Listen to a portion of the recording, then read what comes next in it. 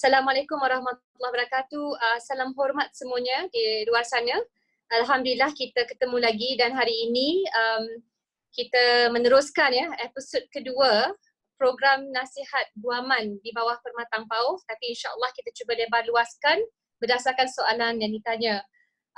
Jadi semuanya saya nak maklumkan kita berada bersama dua orang peguam cara yang terkenal. Seorang bernama saudara Syakirin Syazwan dan juga saudara Nik Anwar. Saya ucapkan terima kasih kerana sudi bersama kami. Kita cuba sebenarnya nak tawarkan khidmat guaman ni seminggu sekali di kawasan Permatang Pauh. Tetapi memandangkan kita semua terikat dengan Perintah Kawalan Pergerakan, kita teruskan juga menerusi sesi Zoom dan juga Facebook Live untuk khidmat dengan selamat. Maka minggu lepas untuk makluman kedua-dua peguam cara kita telah mendapat maklum balas penjelasan daripada seorang peguam bernama YB Jason Ong, iaitu adun bagi kawasan Dewan Undangan Negeri Kebun Bunga. Beliau baru saja kehilangan ibunda tercinta beberapa hari lepas, jadi kita ucapkan taksiah dan saya kira kita kalau boleh nak cuba meramaikan lagi kan suara-suara peguam di luar sana, mungkin memberikan kesan dan juga makluman kepada semua pengguna, pekerja di rata-rata masyarakat yang mungkin tidak tahu mana harus mereka pergi untuk mendapatkan makluman berkait dengan hak mereka.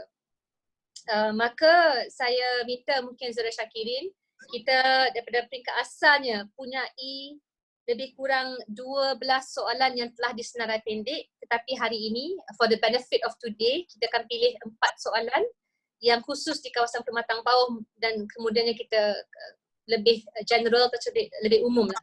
Jadi saya minta Saudara Syakirin Syazwan kalau boleh perkenalkan diri dan 2 soalannya mungkin I will lead you on to it sebelum you jawab lah ya. Okay. Assalamualaikum dan selamat sejahtera kepada semua yang menyertai live video perbincangan kita pada malam ini. Saya Syakirin Syazwan, peguam cara dan juga peguam bela yang mengamalkan guaman sivil litigasi di Tetuan Firdaus Ahmad Associates.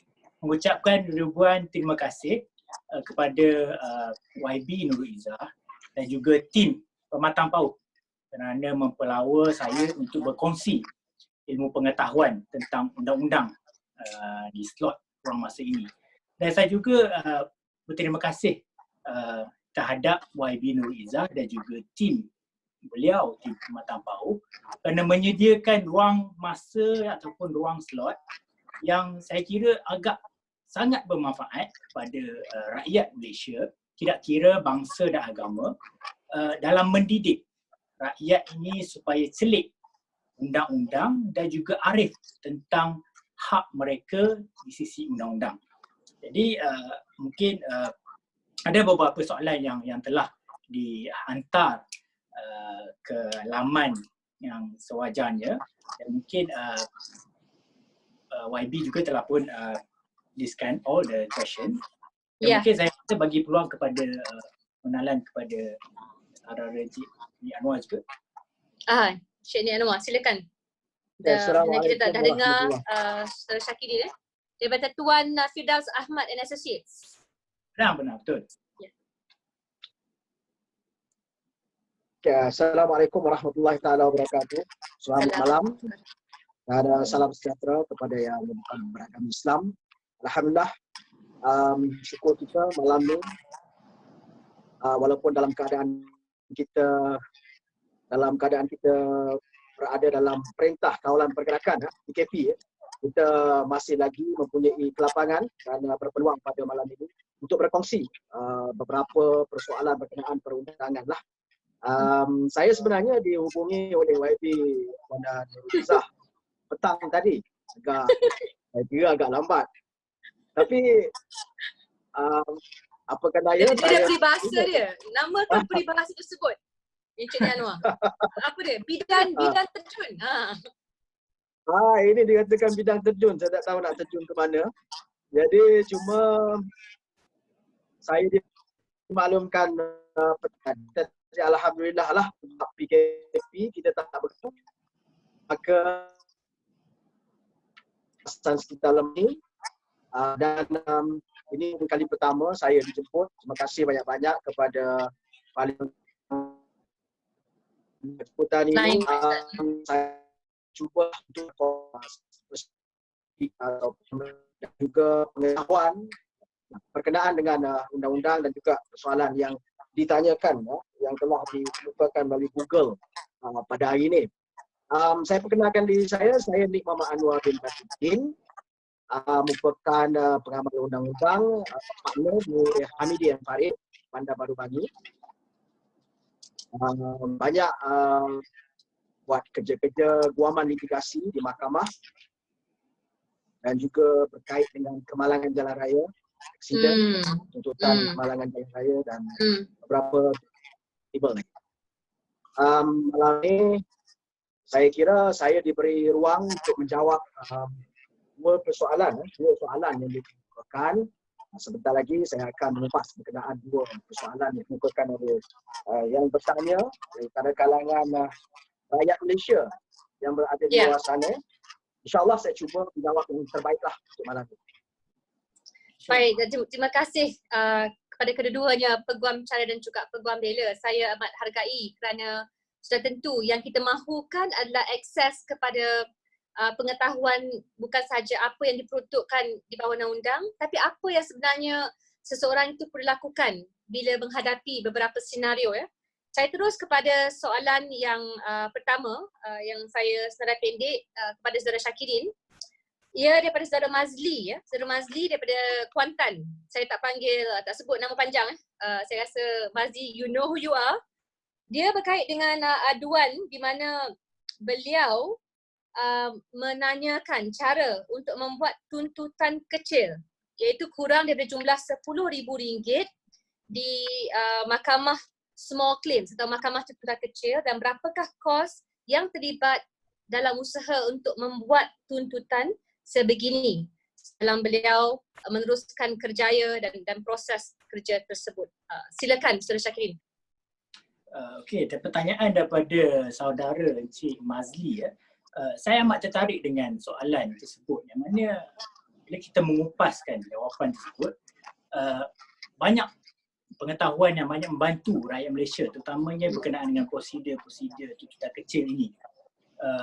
Saya faham kebanyakan contoh macam insan-insan seperti Encik Mazli tertanya-tanya, dahlah ada masalah kewangan, ditipu contohnya, nak lantik pula lawyer, mahal pula. Kan? So nak pergi kepada mahkamah, nak membuat satu tuntutan, kosnya juga banyak. Tapi amount yang terlibat itu adalah amount yang mana jumlahnya agak kecil, yang tidak berpadanan seperti masa dan kos yang perlu difailkan kepada mahkamah. Oleh sebab itu, kerajaan telah pun ataupun mahkamah telah mengkreatkan satu sistem yang mana jika tuntutan itu jumlahnya kecil, boleh difailkan di mahkamah tuntutan kecil. Jadi saya ingin membuat pembetulan sedikitlah berkenaan dengan soalan Encik Mazli tersebut, yang mana kalau mengikut undang-undang, undang-undang mengatakan bahawa tuntutan kecil adalah tuntutan yang mana jumlah tuntutan tersebut adalah kurang daripada 5,000, bukan 10,000. 5,000 ke bawah dikira sebagai tuntutan kecil dan perlu difailkan di mahkamah tuntutan kecil. Jadi kalau kita lihat kan, untuk kita failkan atau kita tuntut satu perkara ini di mahkamah, kita perlu file saman mahkamah. Jadi orang ramai tanya, saman mahkamah ni macam mana? Kena saman dengan polis ni saman mahkamah ke? Bukan. Bukan. Itu adalah perkara yang berbeza sekali. Saman yang polis bagi terhadap tuan-tuan dan puan-puan ni adalah saman polis, saman trafik. Saman mahkamah ni adalah satu dokumen ataupun satu surat cara yang difailkan di mahkamah untuk menyatakan tuntutan kita terhadap seseorang tu. Contohnya kita ada tuntutan berkenaan dengan kewangan dan kita failkan saman mahkamah terhadap orang itu untuk menuntut. Okay. secara generalnya saya akan cuba menerangkan dan menjelaskan mengikut bahasa yang lebih kurang formal dan lebih bersahaja untuk rakyat lebih senang untuk memahami perkara tersebut. Saman mahkamah terdiri kepada dua, iaitu pertama adalah writ saman dan kedua adalah penyataan tuntutan. Writ saman dan penyataan tuntutan Betul. Dan untuk writ saman adalah, kalau kita cakap dengan bahasa mudahnya, adalah saman itu sendiri, dan penyataan tuntutan ni adalah satu dokumen yang kita nyatakan apa yang kita nak tuntut daripada pihak. Satu lagi, kita nak tuntut wang ke, kita nak tuntut sewaan ke yang tertunggak, kita nak minta tuntut hutang ke, itu semua kita akan nyatakan dalam penyataan tuntutan. Tapi dalam skop soalan yang diberikan oleh Cik Mazli ini, di mana di bawah tuntutan kecil, saman mahkamah ini kalau ikut prosedur boleh difailkan di bawah borang 198, di bawah aturan 93 kaedah-kaedah mahkamah 2012. Jadi kalau tuan-tuan ataupun puan-puan, Cik Mazli, kalau nak failkan saman mahkamah di mahkamah tuntutan kecil, pergi ke kaunter. Pergi ke kaunter mahkamah, bagi tahu kepada pihak mahkamah, saya nak dapatkan saman untuk saya failkan tuntutan kecil. Ataupun kita sebut terus kepada pihak mahkamah, pegawai mahkamah, saya nak borang 198. So pegawai mahkamah pun tengok, wow, Cik Mazli ni tahu ni sampai borang 198 ni kan. So mungkin lagi membantulah kan. Jadi untuk skop tuntutan kecil ni, saman mahkamah telah pun dipilkan bersama writ saman dan juga penyataan tuntutan tersebut. Yang mana jika diambil di kaunter mahkamah telah ada format yang mana kalau lihat dari situ kebanyakannya tuan-tuan dan puan-puan hanya perlu isi saja. Tempat-tempat seperti nama penuh, detail-detail seperti nombor IC dan juga orang yang dituntut lah. Jadi tak perlu risau. Tuan-tuan dan puan-puan tak perlu risau berkenaan dengan mungkin kerumitan untuk nak memfailkan saman. Macam mana nak failkan saman? Tak tahu prosedur, tak tahu cara nak isi borang, tak apa, tak ada masalah. Pergi ke kaunter mahkamah, ada pegawai yang akan membantu untuk mengisikan petak-petak kosong tersebut. Ataupun kalau kerumitan juga, Cik Mazli atau tuan-tuan dan puan-puan boleh dapatkan borang 198 tu di Google pun boleh. Cara Google pun boleh, tak ada masalah. Dan mungkin kalau tuan-tuan dan puan-puan ada rakan yang juga mempunyai pengalaman ataupun pengetahuan tentang undang-undang, boleh draft sendiri di mahkamah, di rumah ya. Jadi bila pergi ke kaunter mahkamah, mungkin sebab soalan tersebut juga berunsurkan tentang kos pemfailan juga ya. Jadi apabila kita dah isi, tuan-tuan dan puan-puan dah isi saman mahkamah tersebut, borang 198, tuan-tuan dan puan-puan perlu failkan saman mahkamah tersebut dengan pembayaran kos pemfailan sebanyak RM20. Itu jumlah yang boleh dikira amat kecil berbanding dengan mahkamah-mahkamah biasa yang kalau ikut kita tengok double. Dia punya kos dia, mahkamah magistrate 100 lebih, di mahkamah session 200 lebih, dan lagi tinggi is like lagi double, berganda-ganda. Jadi untuk kos pemfailan writ saman tuntutan kecil adalah kosnya RM20 sahaja. Jadi apa yang tuan-tuan dan puan-puan perlu buat selepas memfailkan dan membayar RM20 tersebut, tuan-tuan dan puan-puan perlu menunggu daripada pihak mahkamah. Dia akan menyerahkan satu salinan saman mahkamah yang mana telah dicop mahkamah, atau kita panggil dalam undangan dimeterai oleh mahkamah. Selagi tiada cop mahkamah tersebut, kita kira saman mahkamah tersebut kira tidak sah ataupun tidak valid untuk diteruskan di mahkamah dan juga untuk diserahkan kepada pihak yang satu lagi lah. Dan juga apa yang penting untuk saman mahkamah ni, untuk kita menyaman kepada mahkamah, kita seseorang tu, mungkin tuan-tuan puan-puan, orang yang menuntut ni perlu dapatkan alamat orang yang dituntut tersebut yang mana alamat-alamat yang valid, alamat-alamat yang sah, yang diketahui beliau tinggal di situ. Kerana apa, saman mahkamah yang telah dicop rasmi oleh mahkamah perlu diserahkan kepada orang yang dituntut tersebut. Okay, so jadi lebih mudah kalau saya rujuk pihak-pihak untuk memudahkan tuan-tuan puan-puan memahami prosedur mahkamah ini. Kalau di mahkamah, orang yang menuntut kita akan panggil di mahkamah sebagai plaintiff. Orang yang dituntut kita panggil defendant.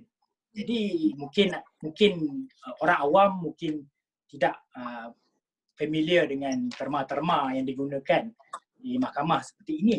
Dan seperti mana yang saya bagi tahu sebentar tadi, alamat defendant yang diketahui perlu dinyatakan secara jelas di saman mahkamah tersebut supaya saman tersebut sampai dan berjaya disampaikan kepada defendant. Dan kalau mengikutkan daripada perujukan undang-undang aturan 10 kaedah 1 kaedah mahkamah 2012 menyatakan saman mahkamah hanya boleh diserahkan melalui 2 cara saja. Pertama adalah secara personal service, iaitu secara kediri, kita hantar by hand kepada dia. Dan yang kedua adalah melalui AR registered post, yang mana kita pergi, tuan-tuan perempuan boleh pergi ke pejabat pos, dapatkan AR registered post. Jadi sebenarnya dia agak slightly confusing sebab ada perbezaan AR registered post dan juga registered post. Registered post, kalau tuan-tuan perempuan pergi ke pejabat pos, dia akan ada stiker color merah. Kalau AR registered post, dia stiker dia berwarna kuning dan ada satu kad kuning yang mana untuk kita nyatakan siapa yang menerima dokumen tersebut. Jadi bila contohnya saman tersebut berjaya diserahkan kepada defendant, orang yang dituntut tersebut, jadi ada orang yang sign, tanda tangan pengesahan penerimaan dokumen tersebut. Jadi kita boleh buktikan kepada pihak mahkamah di masa kelak memang kita dah berjaya serahkan saman tersebut kepada defendant. Dan boleh saya tanya celah sedikit kerana saya ada baru dokumentari di Netflix Who Killed Malcolm X. Dalam kalau kat Amerika Syarikat tu tidak ada had berkait dengan kes pembunuhan. Maksudnya bila masa je kita dapat cari pembuktian, kita boleh bawa ke mahkamah. Ada tempoh had tak untuk seseorang mengemukakan tuntutan sebanyak RM5,000 ke bawah ini? Kalau nak ikutkan tuntutan tersebut akan bergantung kepada kita panggil akta limitasi ataupun limitation act yang mana memperuntukkan dia ada kes-kes tertentu yang mana kalau ikut kes yang kalau tergolong di bawah hutang ataupun tort seperti mana yang Cik Nik Anwar selalu buat, tempoh masa tersebut adalah 6 tahun daripada tarikh kemalangan. Dan untuk hutang kebanyakannya peruntukan untuk limitasi berapa lama tempoh tersebut adalah lebih kurang 6 tahun bergantung kepada pelanggaran kontrak. Kalau contohnya pelanggaran kontrak, kita akan kira bermulanya tarikh tersebut pada tarikh kontrak tersebut dilanggar. Okay, the incident. Betul. Okay. Cik Syakirin, saya terus pergi kepada kes yang Encik Nik Anwar dah biasa, well versed. Saya fikir tadi penjelasan Encik Syakirin sangat baik supaya kita sampai ke tahap nak hantar mengikut registered post, the difference between AR with regards to normal post, dan sekarang kita pergi kepada isu yang melibatkan kemalangan di jalan raya. Tapi dokumentasi contohnya yang disebut oleh saudara Muhammad Saifuddin orang Johor, saya tiada laporan polis, saya tidak ada gambar semasa insiden dan syah lori iaitu bukti berlakunya perkara tersebut tidak ada di tempat kejadian semasa rakan saya mengambil motosikal saya. Bolehkah saya buat sesuatu sekarang? Silakan Cik Anwar. Nik Ahmad Anwar. Terima kasih.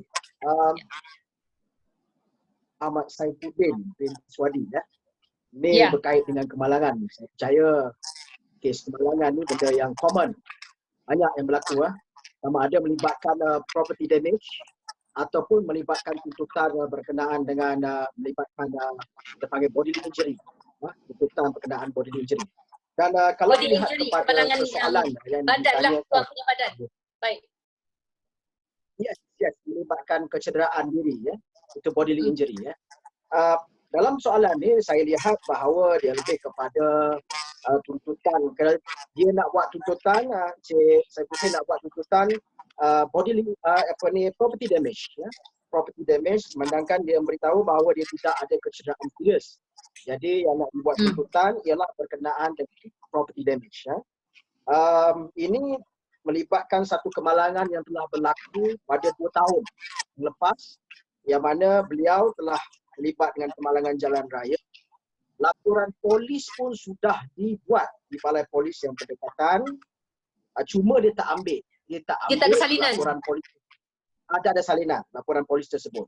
Dan satu lagi, dia tidak melaporkan kepada pihak Lebuh Raya. Kemalangan ini berlaku di Lebuh Raya Utara Selatan. Dia melanggar satu objek, iaitu shaft lori yang berada di atas jalan. Jadi menjawab soalan ini, apa-apa pun bila tindakan undang-undang ini, kita perlu lihat kepada kawasan tindakan.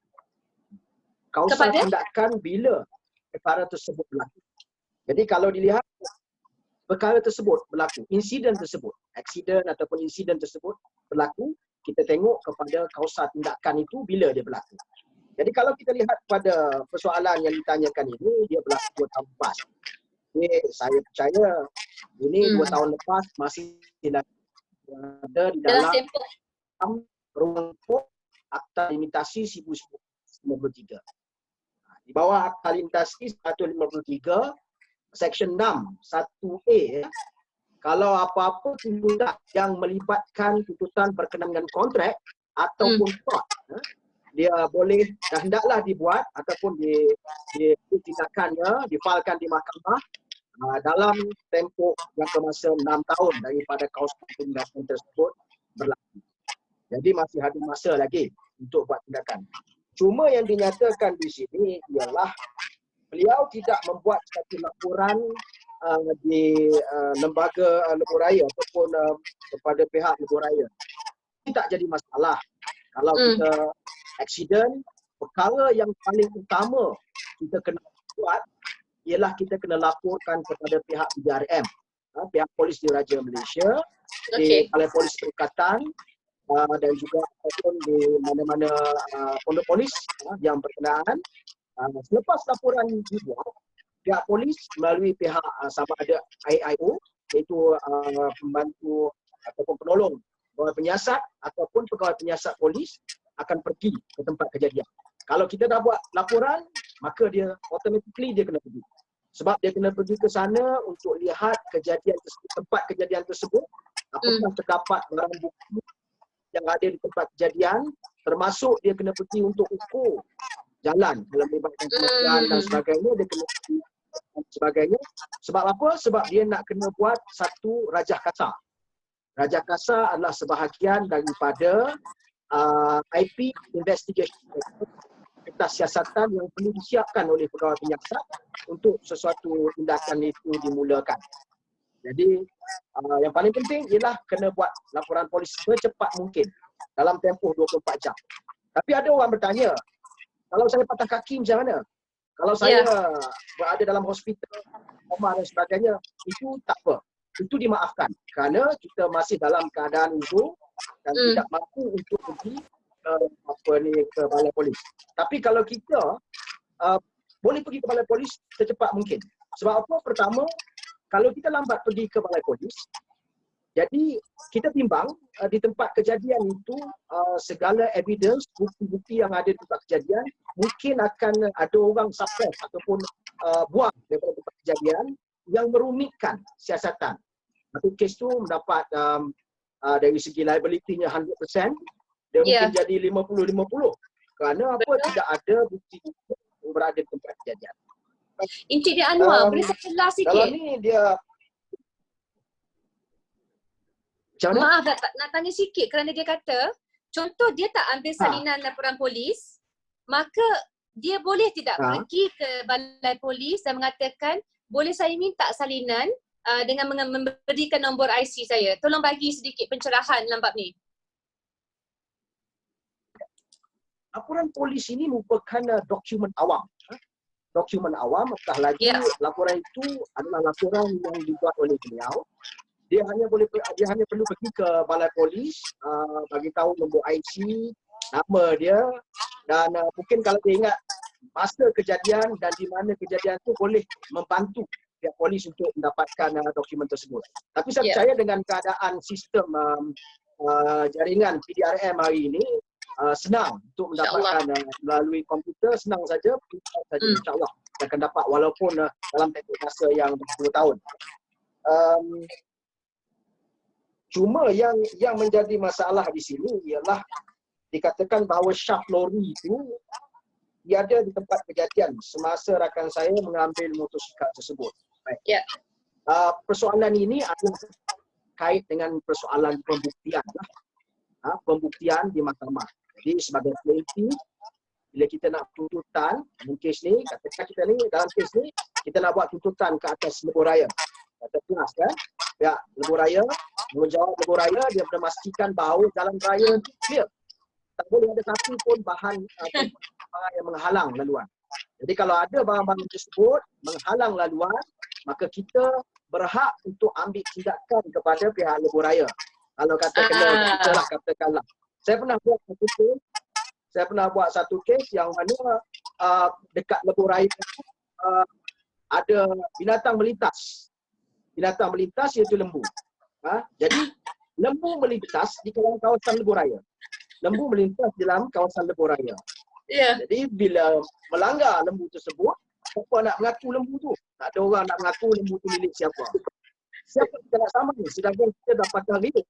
Kan? Dia terlantar di hospital dan sebagainya. Maka witness standby kita boleh menyaman iaitu pihak lebuh raya. Di atas alasan apa? Kita membayar tol lembu dibiarkan berkeliaran. Maka duty of care, tanggungjawab berjaga-jaga oleh pihak lebuh raya untuk memastikan bahawa lebuh raya itu, lebuh raya tersebut dilalui dalam keadaan selamat oleh semua pengguna lebuh raya. Saya rasa ramai juga yang mengalami masalah ni, terutama di kawasan LPT, lebuh raya Pantai Timur. Baru-baru ni ada apa ni, harimau melintas. Harimau melintas, macam-macam lagi. Yang berlaku. Harus. Jadi saya rasa kawasan dia orang hutan dia orang kan dah ditebang, dah tebas. Jadi kesianlah kan binatang. Kesian dia orang kan. Jadi kena langgar lagi. Kita lagi kesian. Sebab dapat tagiuk. Oleh kerana itu kita boleh. Cuma dalam kes ni untuk pembuktiannya, itulah bila kita tak ada di tempat kejadian tu, shaft lori tu tak ada, mungkin sedikit rumit dalam pembuktian di mahkamah. Walau bagaimanapun, kalau nak tanya saya dari segi tindakan, boleh buat di mahkamah, kita masih boleh bawa di mahkamah. Sebab tu saya nasihatkan kepada semua penonton-penonton di luar sana supaya ambil perhatian beberapa perkara apabila berlaku kejadian kemalangan jalan raya ni. Sekarang ni kita ada handphone. Kita ada handphone semua, mudah, tak perlu kotak dan sebagainya.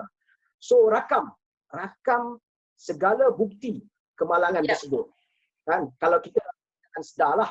Tapi kalau kita tak ada dalam keadaan sedar, kalau boleh orang yang ada di tempat kejadian, yang nampak tempat kejadian tersebut ataupun sesiapa yang bersama dengan mangsa, ambil gambar. Tapi ambil gambar tu bertujuan untuk membantu kes kita. Bukan bertujuan lain lah kan. Kes kita. Jangan pula pergi merakam untuk disebarkan sekadar untuk menunjukkan bahawa aku adalah orang pertama tahu tentang kemalangan ini. Yang mengakibatkan kesesakan lalu lintas. Yes. Kalau kita tak orang kata ambil benda-benda ni, kita sukar sedikit untuk membantu pihak pegawai menyiasat. Sebab kita kena ingat pihak PDRM pun banyak juga kerja-kerja yang nak dilakukan kalau dia datang tempat kejadian, everything kosong, tidak ada benda, maka saya percaya adalah sukar untuk pihak penyiasat untuk membuat satu dapatan bahawa kes ini disebabkan oleh kecuaian sesuatu pihak. Jadi kalau dia datang, mungkin paling-paling pun pihak penyiasat akan letakkan kes ini sebagai satu kes yang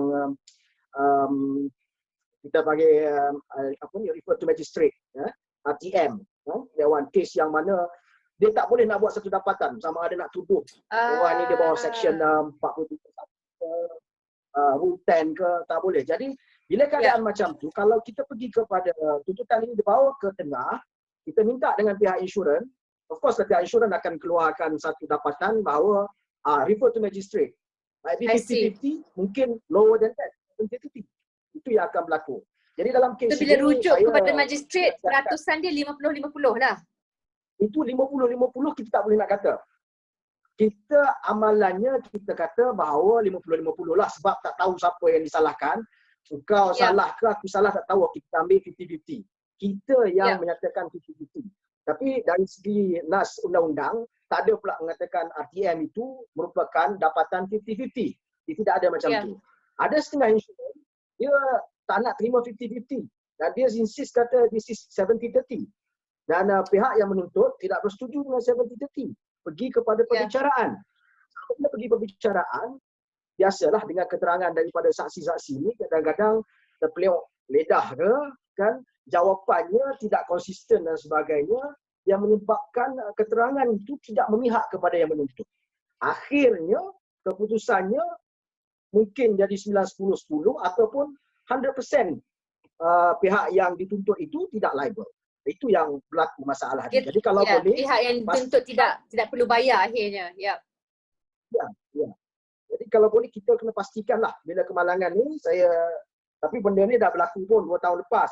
Cuma lepas-lepas ni nauzubillah kan, kalau lepas ni kalau berlaku pada siapa pun yang di luar sana, maka bersiap ambil tindakan, iaitu ambil gambar bukti-bukti evidence di tempat kejadian. Kadang-kadang ada kes yang pernah saya handle, yang melanggar tu pergi bawa motosikal dia pergi cat lain.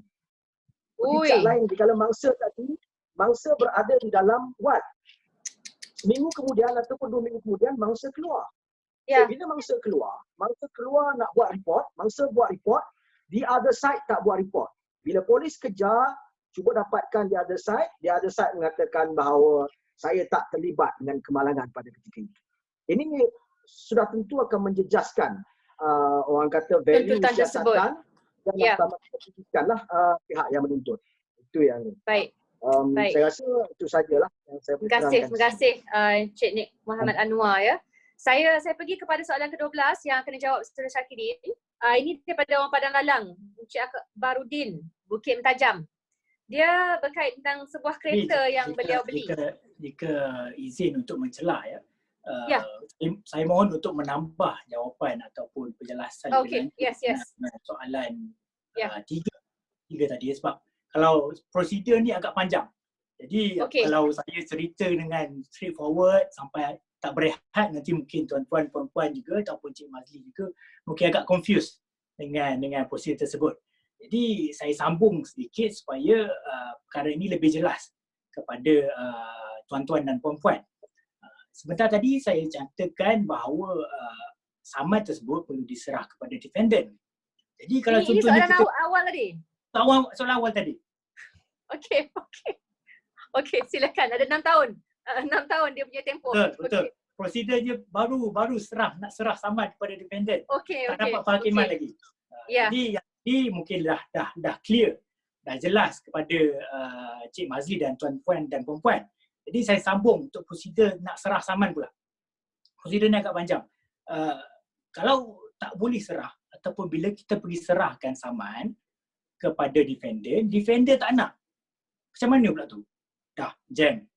Kita pun tak tahu nak buat macam mana. Jadi kita mengikut nas undang-undang ataupun undang-undang kes di UK terdahulu, iaitu kes Thompson melawan Finney yang mengatakan jika kita bawa saman tersebut, kita pergi kepada defendant, nampak defendant tersebut di hadapan, defendant walaupun sudah membaca tapi enggan untuk accept the service of the summon tu, boleh ditinggalkan sebegitu saja. Boleh dicampakkan kepada Okey, boleh lah. perkara tersebut dikira valid, sah di sisi undang. Dan bila diserahkan, berjaya diserahkan, tuan-tuan dan puan-puan perlu memfailkan affidavit penyampaian yang mana kita nyatakan borang 135 di kaunter mahkamah. Apa ini affidavit penyampaian? Kalau mungkin orang awam mungkin tak familiar dengan apa itu affidavit, it's just a matter of surat sahaja ataupun dokumen. Di dalam affidavit penyampaian tersebut akan dinyatakan nama, contohnya Encik Mazli, saya telah pada sekian-sekian telah memfailkan dan menyerahkan saman tersebut kepada defendant pada tarikh sekian-sekian kepada alamat sekian-sekian berserta bukti. Contohnya kalau boleh secara kediri, kalau seperti mana Encik Ni Anwar beritahu sebentar ni, kita ada teknologi, kita ada handphone, kita boleh sementara kita nak menyerahkan saman tersebut, kita boleh rekod ataupun ambil gambar ketika kita menyerahkan saman tersebut dan letak sekali, kepilkan bersama dengan affidavit penyampaian tersebut sebagai pembuktian penyerahan. Dan affidavit tersebut perlu ditandatangani di hadapan Pesuruhjaya Sumpah yang mana kosnya kalau ikut minima adalah RM10 dan kalau ada exhibit kita panggil lampiran, akan ada tambahan RM5 lah, yang tu bergantung kepada dokumen yang tuan-tuan puan-puan kepilkan bersama. Dan saya jelaskan dengan secepat mungkin lah kalau kena cepat sikit lah, kita ada lagi 2 soalan. Okey, 3. Dan defendant perlu memfailkan pembelaan dalam masa 14 hari. Maksudnya pembelaan ini adalah apa yang defendant membalas balik apa yang dituntut oleh plaintiff atau orang yang menuntut tersebut. Jadi jika tiada pembelaan dimasukkan dalam masa 14 hari daripada tarikh serahan saman tersebut, dan tuan-tuan puan-puan akan terus memperoleh satu penghakiman dipanggil penghakiman ingkar. Jika defendant memfailkan pembelaan, membela diri beliau di mahkamah, dan next step adalah mahkamah akan bagi satu tarikh yang mana mungkin untuk memfailkan dokumen-dokumen iaitu bukti-bukti di mahkamah. Bukti-bukti apa tuntutan tuan-tuan dan puan-puan, apa-apa statement of account atau apa-apa agreement terhadap perkara tersebut. Dan apabila boleh Encik Syakir pendekkan sikit? Maaf pasal masa. Yes. Boleh. Dan apabila difailkan dokumen dan mahkamah akan menetapkan satu tarikh bicara, tuan-tuan puan-puan perlu datang ke mahkamah, bawa saksi, bawa bukti-bukti. Mahkamah akan membicarakan kes tuan-tuan dan puan-puan tersebut, dan akhirnya bila sudah semua selesai, dan mahkamah akan mengeluarkan satu penghakiman yang mana tuan-tuan puan-puan perlu jot down perkara-perkara terma-terma yang dinyatakan oleh hakim atau magistrate secara bertulis, yang mana perlu difailkan pula di mahkamah dengan kos sebanyak RM20. Dan kos kalau ikut daripada untuk kes tuntutan kecil ini, kos kalau ikut semaksimalnya mahkamah hanya membenarkan sebanyak RM100 sahaja. Jadi untuk menjawab Encik Mazli tersebut, kos akan maksimum sebanyak RM100 saja, seperti mana dalam aturan 93 kaedah mahkamah. Okey. Baik, kita pergi kepada soalan ke-12 tadi. Isu pembelian kereta 7 tahun lalu menerusi pinjaman bank, habis bayar insurans, bank kata tak cukup bayar lagi. Macam mana tu? Daripada Encik Akbaruddin ni. Encik Akbaruddin daripada Padang Bukit Lalang. Tajam. Bukit Tajam. Beliau telah beli kereta 7 tahun lalu. Lepas tu bila nak habis bayar dah ansuran ni, dah nak ambil tahun ke-7, nak ambil geran kenderaan, tetapi dimaklumkan oleh pihak bank bahawa mereka silap semasa menyediakan perjanjian jual beli. Dan dimaklumkan pula kepada Encik Akbaruddin ni bahawa perlu bayar lebih lagi untuk buat pindaan dan juga perjanjian baru untuk berkenaan pembetulan. Jadi Encik Akbaruddin ni bertanyakan macam apakah tindakan yang betul terhadap perkara ini. Dan mungkin daripada situasi ini agak kurang jelas, seperti mana kalau ikut nasihat daripada saya sebagai peguam yang mengamalkan undang-undang dan punya pengalaman, saya nasihatkan kepada Encik Akbaruddin ataupun tuan-tuan puan-puan yang mengalami situasi yang sama untuk pergi kepada bank, berbincang dan mendapatkan kata putus apa yang sebenarnya yang salah dekat perjanjian jual beli tersebut. Adakah Yang perkara yang salah mungkin pinjaman ke, jumlah pinjaman? Kalau jumlah pinjaman, ya. Sebab nanti daripada 90,000 pinjaman, tiba-tiba bank nak buat pindaan kepada 100,000, jadi lagi banyak pula liability atau tanggungan Cik Akbaruddin. Tapi kalau perkara-perkara yang kita cakap benda is minor error, dan kesalahan tersebut adalah kesalahan daripada pihak bank, kita menggunakan peruntukan am yang mana mengatakan siapa yang salah, dia akan menanggung kos tersebut. Jadi kalau contohnya setelah berbincang dengan pihak bank sendiri mengakui bahawa kesilapan tersebut adalah datang daripada pihak bank, kerana pihak bank yang menyediakan perjanjian tersebut, dan bank adalah orang individu aktiviti yang bertanggungan terhadap kos tersebut, dan Cik Akbaruddin tak perlu bayar kos tersebut. Okay, that's great. Cik Ni Muhammad Anwar, saya lupa pilihan mana yang di hati untuk soalan Waman ni. Soalan saya tertarik untuk menjawab soalan nombor 8 yang Nombor 8, okey. Orang Sabah. Muhammad Hazizi. Aduan, pada rumah melebihi kawasan sehingga memagari kawasan jalan. Tak, yang nombor 2 tu, Cik Muhammad Hazizi. Menangkan masa Cik Muhammad Hazizi, wang semaju. Yap.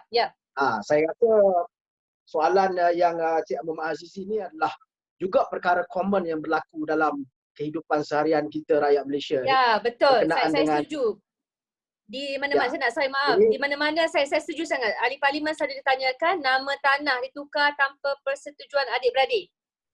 Ini memang serious problem kan? Silakan. Ini memang berlaku bukan setakat dalam masyarakat Melayu tapi juga dalam semua kaum. Bila bab harta, semua orang greedy. Termasuk sanggup untuk menipu. Transfer milik tanah dan sebagainya, klaim.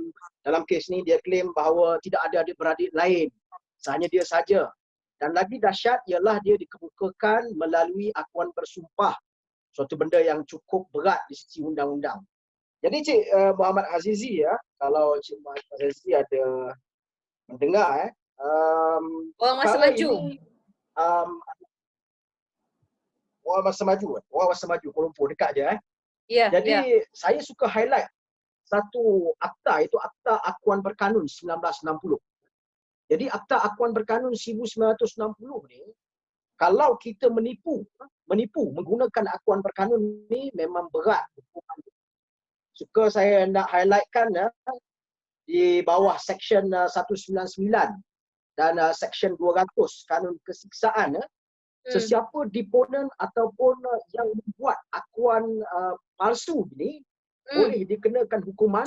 Kalau kata dokumen tersebut digunakan di dalam mahkamah, maka dia boleh dikenakan hukuman 7 tahun penjara dan denda.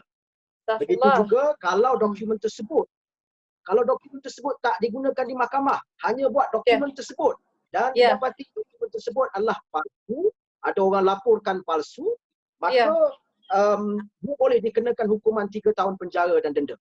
Berat hukuman tu. Tapi ramai orang hari ini dia tak sedar bahawa mereka buat satu kesalahan jenayah yang berat dengan menipu di bawah Akta Akuan Berkanun. Jadi dalam kes ini, Cik Muhammad Hazizi saya nasihatkan, pertamanya Cik Muhammad Hazizi boleh membuat caveat. Dah kita dapat tahu bahawa ada penipuan berlaku, maka kita pergi cepat-cepat buat caveat persendirian di pejabat caveat tanah. Tu apa? Tujuan Cik apa? Nik Muhammad Anwar.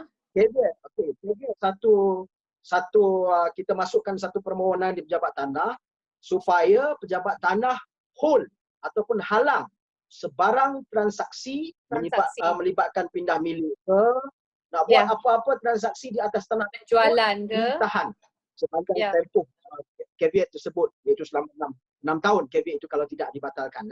Jadi itu perlu dibuat yang pertama.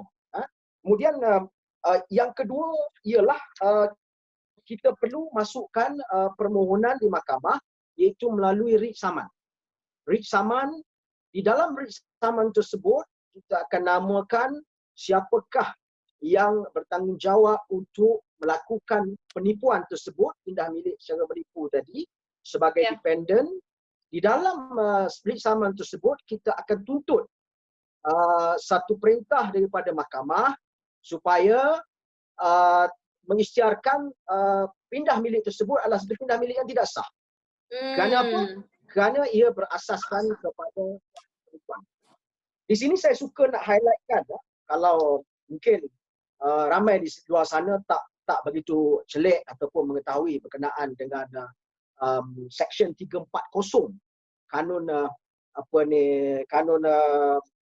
Section 340 kanun tanah negara. Section 340 ni dia bercakap berkenaan dengan indivisibility of title, ataupun kita katakan sebagai suatu title hak milik yang tidak boleh dibatalkan. Dia dalam sistem torrent system ni, registration is everything. Once registered, apabila kita dah daftar tanah tersebut, maka dia dah menjadi satu hak milik yang tidak boleh dicabar. Tetapi Section 340 dia ada pengecualian tertentu, yang mana dalam tiga keadaan sekiranya berlaku, maka ia boleh dicabar di mahkamah. Jadi saya di sini saya nak bagi tahulah ada tiga keadaan Section 340 ni, iaitu yang pertamanya ialah sekiranya berlaku penipuan ataupun salah nyata yang kepadanya seorang ataupun badan itu, atau mana-mana ejen orang atau badan itu, atau suatu pihak atau pribadi. Maksudnya mudahnya kat sini, kalau berlaku apa-apa kes penipuan, maka kita berhak untuk mencabar di mahkamah keabsahan kepemilikan tadi di mahkamah. Yang keduanya ialah sekiranya berlaku pendaftaran yang diperolehi secara pemalsuan atau dengan cara suatu instrumen yang tidak mencukupi. Contohnya, patutnya kita buat melalui borang 14A. Katakanlah borang 14A tadi defect, tidak mematuhi tanah negara, maka ia juga boleh dicabar, tidak mencukupi mengikut elemen yang digariskan oleh kanun tanah negara. Yang ketiganya, sekiranya hak milik atau kepentingan itu diperolehi secara tidak sah oleh orang atau badan dalam penggunaan berupa apa-apa kuasa atau otoriti yang diberi oleh mana-mana undang-undang bertulis. Maknanya pemilikan itu adalah satu pemilikan yang tidak sah, yang menyalahi mana-mana perundangan yang berkuat kuasa di dalam negara. Perkara-perkara ini boleh dicabar. Dan dalam kes Cik Azizi ini, saya melihat bahawa Section 340(2)A boleh diguna pakai sebagai satu substance ataupun asas kausa tindakan untuk mencabar milikan yang diperolehi oleh adik-beradik dia tadi. Yang baik. I think secara ringkasnya begitu. Saya nampak YP pun bekerja-kerja masa. Jadi saya tapi saya menghargai. Hanya kita diperuntukkan masa sejam. Tapi terima kasih banyak Cik Nik Omar Anwar. Saya rasa that's very clear. Pasal kes ni memang agak prevalent. Okey, kita ada beberapa minit saja lagi. Memandangkan kita semua dalam diarahkan dan dinasihatkan mengikuti perintah kawalan pergerakan. Saya ada dua soalan yang terakhir, pendek saja, tentang semualah pekerja yang sekarang ini dalam keadaan tidak menentu, lagi hala tuju ekonomi yang dikabarkan daripada 6 bulan hingga setahun. Kita juga tahu dia bukan soal flattening the curve. Isu wabak penyakit COVID-19 ni dia lebih kepada waves, di mana akan berlaku lagi beberapa kejutan melihatkan kepada tahap jangkitan satu, dan keduanya sama ada kita menemui penawarnya ataupun tidak, dan itu mengambil masa.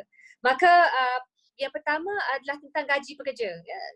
Memang Perdana Menteri umumkan beberapa insentif, tetapi bagi majikan yang tidak membayar kepada pekerja, apakah tuntutan ataupun tindakan yang mampu dibawa oleh pekerja? Satu, dan kedua, kerana subsidi gaji RM600 ia diberikan bagi mereka yang gaji RM4,000 ke bawah, kita kena faham juga. Bayangkan kalau syarikat kecil, IKS, dia nak bayar RM600 tu tak mampu kerana bisnes keuntungan tak masuk, tidak ada apa-apa hasil dalam sebulan dua ini, maka dia memang tak ada pilihan. Dia kata kalau boleh ya bulan ni kena potong gaji ke, bagaimana pula bab itu. Jadi kedua-dua soalannya saya mula dengan Saudara Syakirin untuk menjawab, kemudian mungkin pendapat Encik Muhammad Anwar.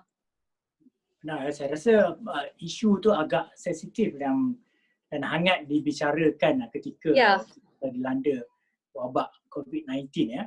Dan kalau nak ikutkan daripada situasi yang dinyatakan oleh YB tersebut, di mana pekerja tidak dibayar gaji ataupun dipotong gajinya ketika musim ini oleh majikan.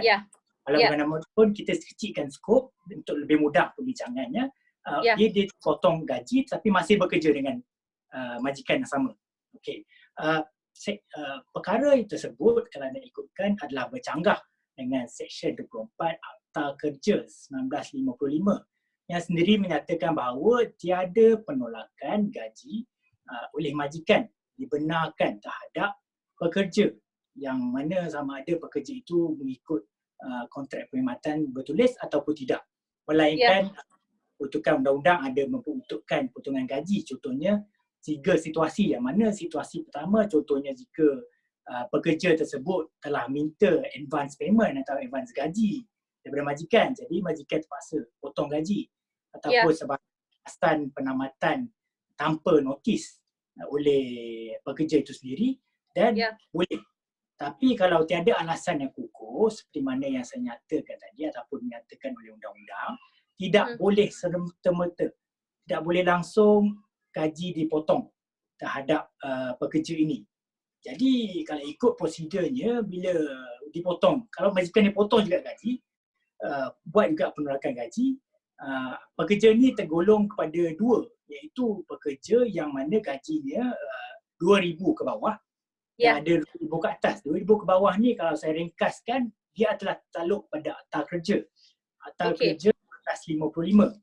Dan kalau contohnya untuk gaji pekerja yang bergaji atau berpendapatan RM2,000 ke atas, dia akan tertakluk pada Akta Perhubungan Perusahaan 1967. Tetapi kalau dua akta berbeza untuk tangga gaji yang berbeza.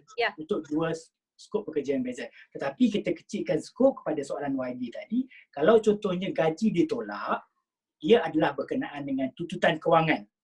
Kalau tuntutan kewangan, kedua-duanya dinasihatkan untuk difailkan di Mahkamah Buruh yang mana tertakluk kepada Akta Kerja 1955. Walaupun gaji beliau kurang RM2,000, lebih RM2,000 pun dinasihatkan untuk go with Mahkamah Industri melalui Jabatan Tenaga Kerja JTK yang mana akan menguruskan perkara tersebut.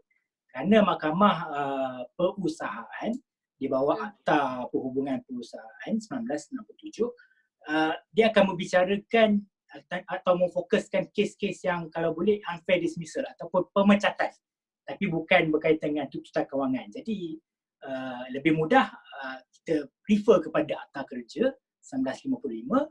Kalau dipotong gaji, buat aduan kepada JTK, Tenaga Kerja, Jabatan Tenaga Kerja akan menyiasat aduan tersebut. Kalau tak boleh selesai dan dia akan filekanlah permohonan ataupun kes tersebut di Mahkamah Buruh yang mana step-step terus akan dinasihatkan oleh Jabatan Tenaga Kerja sendiri. Okey, ada tambah Encik Muhammad Omar. Ya, apa saya nampak macam Syakirin dah banyak summarizekan apa yang nak yang perlu diketahui oleh. Cuma saya nak nasihatkanlah kepada sebab saya pun majikan juga, ada kan apa yang perlu dibuat oleh majikan. Just to be fair, to be fair untuk both parties, there mesti ada suatu perbincangan. Sebab walau apa cara sekalipun, kalau ada perbincangan yang mana mungkin orang kata two-way communication dan ada give and take, mungkin boleh kita katakan bahawa I tak bayar ni, I bayar separuh, ataupun I akan bayar kemudian dalam bentuk bonus dan sebagainya. If the things, kalau keadaan tu boleh diregulate fairly untuk kedua-dua belah pihak, insyaAllah saya percaya masalah berkenaan dengan gaji pekerja sepanjang COVID-19 ni ataupun sepanjang PKP ni berlangsung tidak menjadi suatu isu yang besar. Tambah lagi kerana kerajaan pun ada memberikan insentif-insentif lain. Saya percaya mencukupi. Saya rasa NGO pun banyak bagi on that. Sudah tentulah kita faham ya, maksudnya kesusahan memang kita nak lebih lagi dapat dibantu dari segi jaringan sosial keselamatan yang menyeluruh.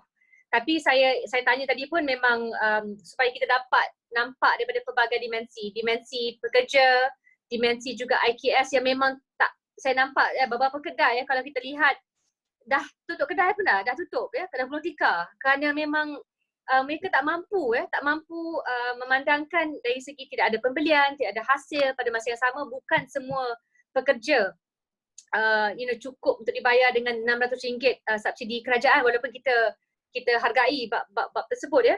Jadi saya sukalah bila kita cuba memberikan maklum balas kerana yang kita mahu selamatkan sudah tentu ikut aulawiyatnya golongan yang paling terpinggir, tapi semua every person di Malaysia ni IKS ni merupakan tunjang ekonomi negara. Baik, jadi saya harap apa-apa pun feel free kalau ada lagi maklum balas, komen dari segi bab ini. Saya mahu kita berlapang dada dan kita cuba cari penyelesaian untuk semua pihak. Maka saudara-saudari yang mendengar dan khususnya kedua-dua peguam kita hari ini, Saudara Syakirin dan juga Saudara Nik Anwar, saya ucapkan jutaan terima kasih.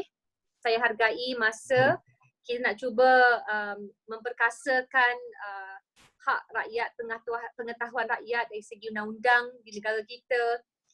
Saya maklum kalau minggu lepas kita bercakap dengan Profesor Dr. Fatimah Kari. Beliau selalu katakan kita bercakap tentang kemiskinan pun bukan soal pendapatan semata-mata. Kadang-kadang bila kita tidak ada akses kepada apa yang merupakan hak kita sebagai pengguna, itu pun dikatakan miskin dari segi kekuatan kita, kebolehan kita untuk membawa kes atau permasalahan kita ke depan. Maka saya ucapkan terima kasih banyak-banyak. Maaf bidan terjun last minute. Saya nak kalau awal-awalnya nak bawa Saudara Syakirin dan isteri tercinta, tapi isteri beliau menjaga anak pada malam ini. InsyaAllah next time it will be your wife's turn and you can take care of your baby. I really appreciate it. Semoga Allah Subhanahu Wa Taala memberkati kedua-duanya dan segala usaha kita. Dan insyaAllah kita ketemu lagi. Selamat maju jaya. Saya doakan juga perniagaan dan juga firma guaman masing-masing dapat merempuh dan menempuhi cabaran yang sengit buat kita semua. Maka pada semuanya, wabillahi taufiq wal hidayah. Wassalamualaikum warahmatullahi wabarakatuh. Thank you for joining this call.